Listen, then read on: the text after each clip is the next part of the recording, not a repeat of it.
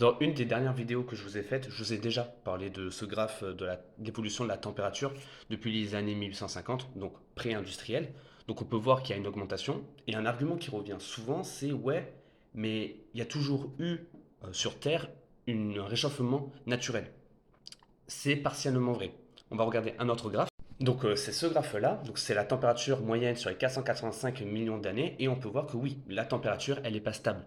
Il y a des fluctuations, il y a des périodes plus froides, des périodes plus chaudes, mais surtout ce qu'on remarque, c'est que l'évolution, elle se fait sur des millions d'années. Quand on a une descente de température, elle se fait vraiment sur des millions d'années. Quand on a une augmentation, c'est pareil, c'est des millions d'années. Et là, ce que l'on vit actuellement avec l'augmentation des températures, c'est que ça se fait sur des très très courtes périodes.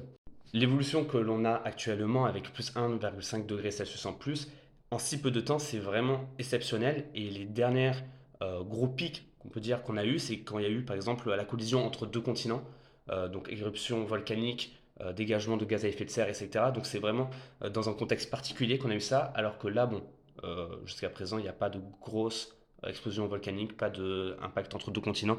T'as capté, c'est vraiment exceptionnel.